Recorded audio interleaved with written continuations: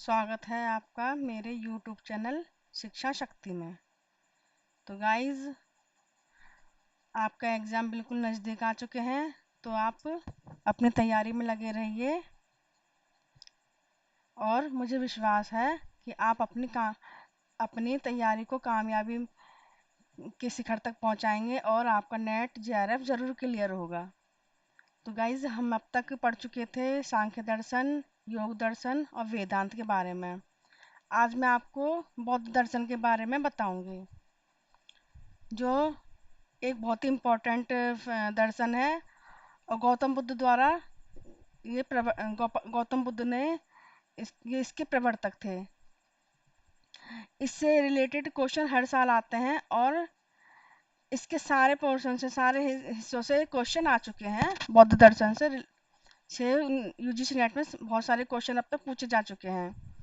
तो कोशिश करते हैं हमारे इस अ, इस आज के जो इस टॉपिक को हम कंप्लीट कर सकें।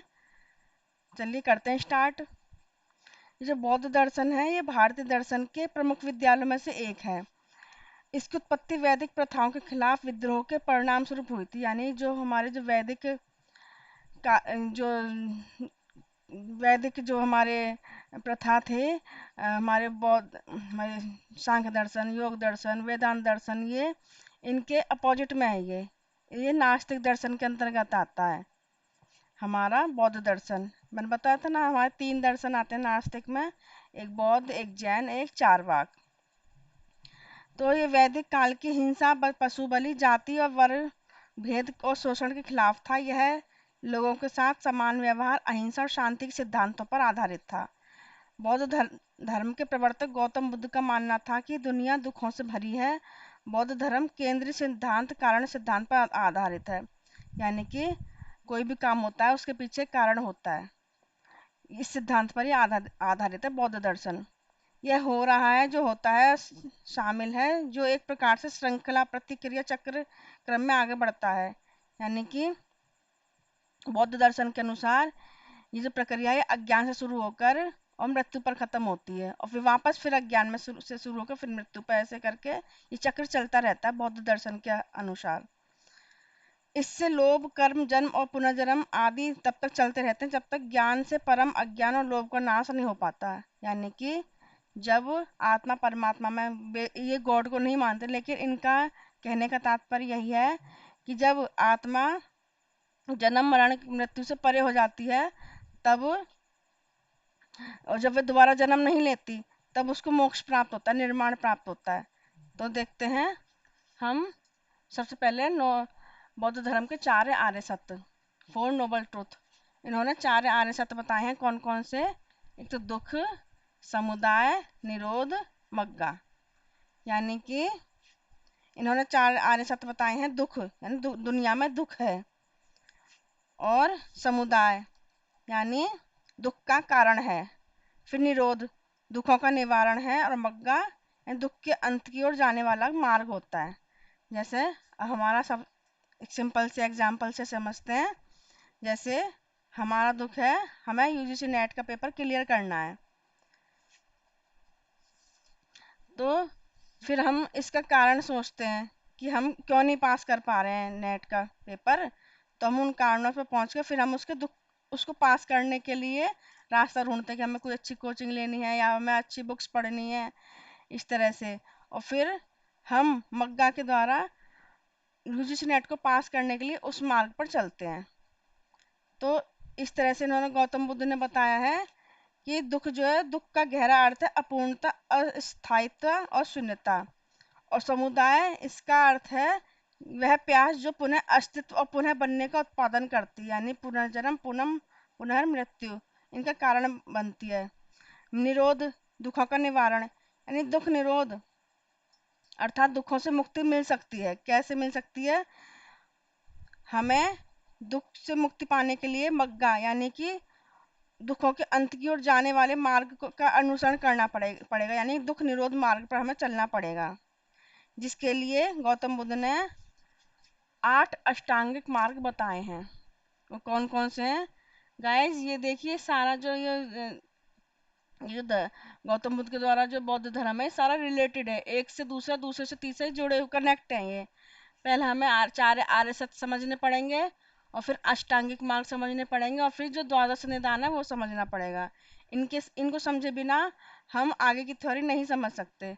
तो देखते हैं अष्टांगिक मार्ग में, इन्होंने अष्टांगिक मार्ग को 3 भागों में बांटा है: प्रज्ञा, शील, समाधि। प्रज्ञा के अंदर आते हैं सम्यक दृष्टि, सम्यक संकल्प। शील के अंदर आते हैं सम्यक वाक, सम्यक कर्म, सम्यक आजीवा। और समाधि के अंतर्गत आते हैं सम्यक स्मृति, सम्यक समाधि। यूजीसी नेट में इसका सीक्वेंस पूछ लेते हैं, कभी कभी पूछ लेते हैं प्रज्ञा में क्या आता है, या शील में क्या आता है, समाधि में क्या आता है, या फिर इनको क्रम से लगाइए। तो देखते हैं हम सम्यक दृष्टि में क्या कहा गया है। इसको 4 आर्य सत्यों को ग्रहण करना और स्वीकार करना, 2 सिद्धांतों का परित्याग, लोभ, झूठ, हिंसा आदि से उत्पन्न अनैतिकता से बचना शामिल है। किसमें? सम्यक दृष्टि में। हम इसको नेट के एग्जाम से समझ सकते हैं, कि कोशिश करते हैं इसे समझने की। देखिए, जो हमने पहले हमारी प्रॉब्लम थी नेट का एग्जाम पास करना, तो हमने राइट व्यू हमने लिया कि हमें इस तरह से अपने नेट को एग्ज़ाम पास करने की कोशिश करनी है, यानी कि कोचिंग लेनी है या हमें बुक्स से तैयारी करनी है। तो हमने राइट व्यू लिया, फिर हमने संकल्प करा, यानी कि सम्यक आकांक्षाएं, सम्यक संकल्प, रिजॉल्व, कि इसका अर्थ है त्याग, विचार, मित्रता, सद्भावना पर विचार। मतलब हमने जो तैयारी का हमने रास्ता चुना है, सेल्फ स्टडी या कोचिंग, वो हमारे लिए हम कितना हमारे हमारे ऊपर हमारा सही लागू होता है, हम कितनी उस पर मेहनत कर सकते हैं। सम्यक वाक, हमें सही तरह से अपने विचारों को, अपने लाभ हानि को, इन सबको देखना है। मुख्य रूप से सत्य बोलना, दूसरों के लाभ और भलाई के लिए कोमल सुखदायक शब्द बोलना इससे प्रेरित करता है। लेकिन हम नेट में हम इसको, इस उदाहरण में हम ऐसे कनेक्ट कर सकते हैं कि जब हमने राइट व्यू ले लिया, फिर हमने संकल्प ले लिया कि हमें नेट का एग्जाम पास करना है, तो हम उसी के अनुसार काम करेंगे, उसी के अकॉर्डिंग हमें उतना टाइम हमें फिक्स करना है कि हमें कितना टाइम पढ़ना है। सम्यक कर्म, इसमें हमें जो हमने टाइम फिक्स करा है उस पर हमें सही तरह से उसको फॉलो भी करना है। सम्यक आजीवा, यानी कि विलासितापूर्ण जीवन से बचना। फिर हमारा जो लक्ष्य है वो हमें नेट का पेपर पास करना ही रहेगा। हमें जो हमारे मनोरंजन के साधन है उनसे हमें अपने आप को दूर रखना पड़ेगा। सम्यक प्रयास, पूरा प्रयास करना है हमें अपने नेट को एग्जाम में पास करने के लिए, जिसमें हमें अपना ध्यान लगाना है, अपनी ऊर्जा भी लगानी है, हमें अपना वातावरण भी हमें आसपास का सही रखना पड़ेगा, पॉजिटिव रखना होगा। सम्यक जागरूकता, यानी कि सम्यक स्मृति, हमें अपने दिमाग को शांत रखते हुए सिर्फ अपना ध्यान अपने नेट की तैयारी पर ही लगा के रखना है। सम्यक समाधि, फिर इस तरह से करके हम जब ये सब फॉलो करेंगे तो हम अपने नेट को एग्जाम को पास कर सकेंगे।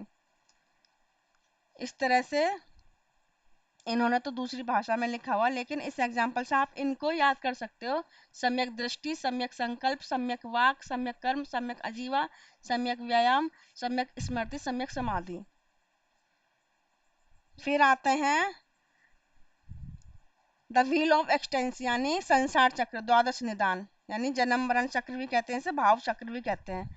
ये देखिए किस तरह से 12 हैं ये। इनको 3 भागों में बांटा गया है: पास्ट, प्रेजेंट और फ्यूचर। पास्ट के अंतर्गत तो 5 आ रहे हैं, फ्यूचर में 6 7 8 9, उसमें पास्ट में आ रहे हैं 5, और इसमें भी हमारे 5 आ रहे हैं, बाकी के 2 हमारे है ना फ्यूचर में आ रहे हैं। तो पास्ट के अंदर कौन कौन से 5 आ रहे हैं हमारे? अविद्या, संस्कार, विज्ञान, नाम रूप, षडायतन। प्रेजेंट में स्पर्श, वेदना, तृष्णा, उपादान, भव। और फ्यूचर में जाति, जरा, मरण। गाइज, अगर आप कहोगे इन्हें एक्सप्लेन करने के लिए तो मैं एक वीडियो और बना दूंगी, क्योंकि अगर मैंने इनको विस्तार से समझाया तो टाइम ज़्यादा लग जाएगा और हमारी ये वीडियो बहुत लंबी हो जाएगी। फिर भी मैं थोड़ा सा कोशिश करती हूँ मैं समझा सकूं। अविद्या यानी कि इग्नोरेंस, जब हमें अविद्या होती है इसको थोड़ा सा उल्टा समझते हैं, इसको बैक से जरा मरण से समझते हैं। जो जरा मरण होता है ना, वो सफरिंग होता है, दर्द होता है। दर्द कैसे कि हमने जाति यानी कि पुनर्जन्म लिया हमने, फिर हमने पुनर्जन्म लिया तो हमारा पुनर्जन्म क्यों हुआ, क्योंकि हमें भव पुनर्जन्म लेने की हमें इच्छा थी। फिर उपादान, और पुनर्जन्म की इच्छा क्यों थी, क्योंकि हमारे दिमाग में था कि हमें जन्म लेना है, उपादान। फिर तृष्णा में आता है, वो क्यों थी, क्योंकि हमारी इच्छाएं अधूरी रह गई थी, इसलिए हमने मेंटल क्रेविंग, हमारे दिमाग में क्रेविंग हुई, उपादान हुआ कि हमें जन्म लेना है। फिर है वेदना, वेदना में जो हमारी तृष्णा अधूरी रह गई थी वो हमने अनुभव करी। अनुभव हमने कैसे करी, स्पर्श, कि हमने उनको छुआ, उनको हमने भोगा, इसलिए हमें अनुभव हुआ। फिर है सटायतन, सिक्स सेंस ऑर्गन्स, यानी कि और हमने उनको छुआ किस तरह, अपने छह सिक्स सेंस ऑर्गन्स के द्वारा हमने उनको है ना महसूस करा, उनको भोगा, आंखों के द्वारा, कानों के द्वारा, स्किन के द्वारा, मन के द्वारा हमने उनको भोगा। नाम रूप यानी माइंड बॉडी, ये सब हमारे दिमाग में फिक्स हो गया कि हाँ ये इनमें ही सुख है, जबकि इनमें सुख बौद्ध धर्म के अनुसार नहीं है। फिर है विज्ञान, यानी कि कॉन्शसनेस, इसके अनुसार हमारा इन सब पे दिमाग फोकस रहा, इन पर, फिर हमारे संस्कार बने इनसे, और संस्कार का कारण क्या था, अविद्या। शायद आपको समझ में आया होगा। आगे चलते हैं, अब हम आएंगे अपने प्रत्यसमुत्पाद पर। प्रत्यसमुत्पाद समझने से पहले हमें जो संसार चक्र था हमें वो समझना जरूरी था, क्योंकि उसी से रिलेटेड हमारा प्रत्यसमुत्पाद है। वो कैसे, देखिए बताती हूँ मैं। प्रत्यसमुत्पाद का अर्थ है किसी अन्य वस्तु की उत्पत्ति, अर्थात एक वस्तु की उपस्थिति होने पर किसी अन्य वस्तु की उपस्थिति होती है। यह संसार, जो ये सिद्धांत है ना, ये कार्य कारण सिद्धांत पर आधारित है। और प्रत्यसमुत्पाद को द्वादश निदान कहा जाता है। क्यों कहा जाता है, क्योंकि जो प्रत्यसमुत्पाद है ये आश्रित है किस पर, हमारे द्वादश निदान पर। यानी कि यह सिद्धांत कहता है कि सभी चीजें अन्य चीजों के कारण होती हैं, कुछ भी स्वतंत्र रूप से मौजूद नहीं है। जैसे हमने पढ़ा था कि जो हमारा जरा मरण है वो हमारा किससे संबंधित है, वो हमारी अविद्या से संबंधित है। जब अविद्या का नाश होगा तो हमारा जरा मरण यानी कि जो सफरिंग है हमारी, वो हमारी नष्ट हो जाएगी। लेकिन अगर हमारा अविद्या का नाश ना हो तो हमारा जरा मरण, जन्म मृत्यु पुनर्जन्म, ये हमारा चलता रहेगा। यानी कि एक ज्योत से दूसरी ज्योत जलती रहेगी। ये बौद्ध धर्म के अनुसार है। जो आत्मा एक शरीर को छोड़कर दूसरे शरीर में प्रवेश करती रहेगी। फिर हमारा आता है शाश्वतवाद। इसके अनुसार जो कुछ चीजें हैं वह शाश्वत हैं, अकारण हैं और स्वतंत्र हैं। फिर हमारा अनात्मवाद। जो अनात्मवाद यानी कि नो सेल्फ, आत्मा की सत्ता को बुद्ध नहीं मानते। बस वो कहते हैं ये जो हमारा शरीर जब छूटता है तो शरीर में से एक ज्योति निकलती है जो कि दूसरे शरीर को ढूंढती है और उसमें प्रवेश करती है। फिर है हमारा शून्यवाद, यानी जो कुछ है वह शून्य से शुरू हो जाएगा, शून्य में ही खत्म होगा। शून्य से शुरू होगा, शून्य में ही एंड होगा उसका। आगे चलते हैं बौद्ध धर्म के त्रिरत्न के बारे में। त्रिरत्न कौन कौन से हैं देखते हैं। बुद्धम, धम्मम, संघम। बुद्धम में क्या बताया गया है, गौतम बुद्ध को एक आदर्श के रूप में देखा गया है इसमें। धम्मम में गौतम बुद्ध की शिक्षाएं संकलित की शिक्षाएं बताई गई हैं इसमें। और संगम में गौतम बुद्ध भिक्षुओं और समुदायों का समूह, इसको संगम कहा गया है। जो गौतम बुद्ध के जो भिक्षु थे उनका समूह को, उनके समुदाय को। अब चलते हैं हमारे धर्म ग्रंथ के बारे में। 3 धर्म ग्रंथ हैं बुद्ध के अनुसार, बौद्ध धर्म के अनुसार। विनय पिटक, सूत्र पिटक और अभिधम्म पिटक। जो विनय पिटक है उसमें तो भिक्षुओं के लिए नियम बताए गए हैं। सुत्त पिटक है उसमें प्रवचन दिए गए हैं गौतम बुद्ध के द्वारा, उनको संकलित करा गया है। अभिधम्म पिटक में सैद्धांतिक विचारों पर, सैद्धांतिक जो सिद्धांत थे उनको विस्तार से बताया गया है। अब हम चलेंगे अपने गौतम बुद्ध बौद्ध धर्म के संप्रदाय। कौन कौन से संप्रदाय हैं, हीनयान और महायान।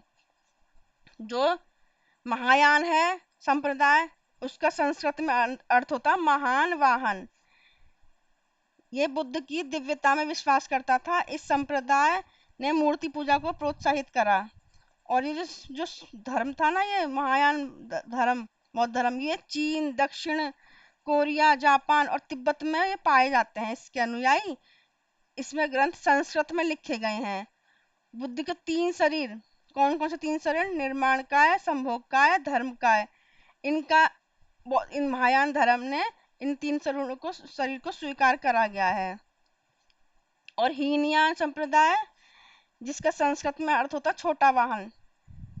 हीनयान को हम बड़ी नाव के द्वारा हम समझ सकते हैं। एक बहुत बड़ी नाव है जिसमें बहुत सारे अनुयायी बैठ सकते हैं, क्योंकि उसमें थोड़ा आराम, थोड़ी सुविधाएं दे रखी हैं। जो हीनयान है वो छोटी नाव है, उसमें कम ही जो उनके मानने वाले थे वो बैठे हैं। इस तरह से हम इनको याद कर सकते हैं। जो हीनयान बौद्ध धर्म है, ये श्रीलंका, म्यांमार, थाईलैंड, कंबोडिया और लाओस, इनमें इनका पालन किया जाता है। और इसमें ग्रंथ पाली भाषा में लिखे गए हैं। और जो हीनयान है ना, वो बुद्ध शरीर में जो विश्वास नहीं, तीनों शरीर में विश्वास नहीं करते।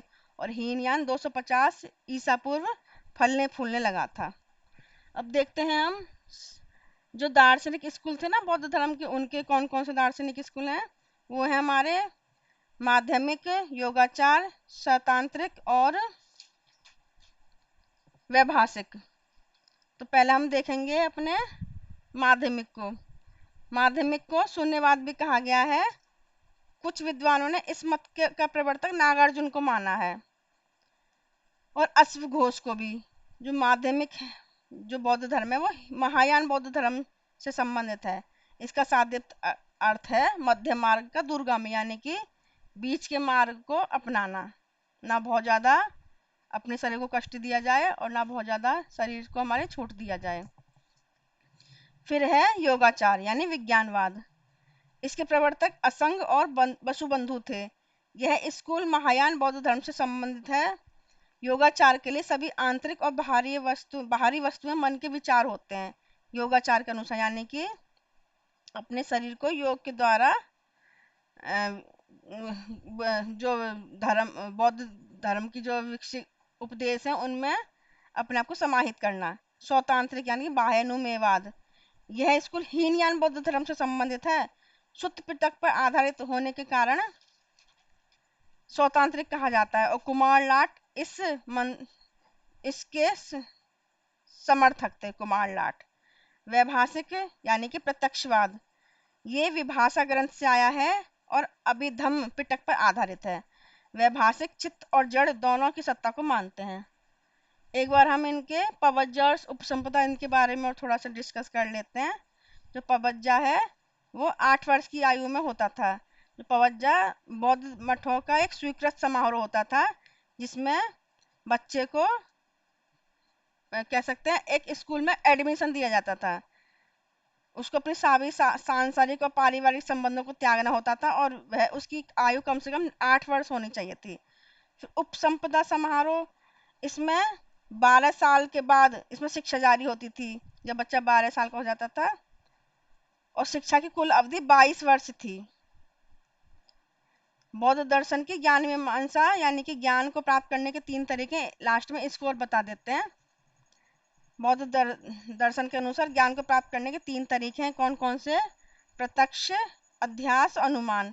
प्रत्यक्ष यानी इंद्रियों के द्वारा प्रत्यक्ष अनुभव। अभ्यास यानी भौतिक विषयों को नाम और वर्ग से जोड़ना। अनुमान जो धारणा से पहले का ज्ञान है, यानी कि हमारा अगर पहाड़ के पीछे धुआं है तो यानी आग होगी। उम्मीद करती हूँ आपको ये समझ में आए होंगे। काफ़ी इंपॉर्टेंट फैक्ट हैं और यूजीसी नेट में हमेशा आते हैं। तो प्लीज़ आप बौद्ध धर्म को, बल्कि जो हमारे जो जितने भी दर्शन हैं, इन सबको अच्छे से पढ़ लीजिए और अच्छे से इनको याद कर लीजिए। बेस्ट ऑफ लक मेरी तरफ से। कल फिर मिलेंगे नेक्स्ट वीडियो में।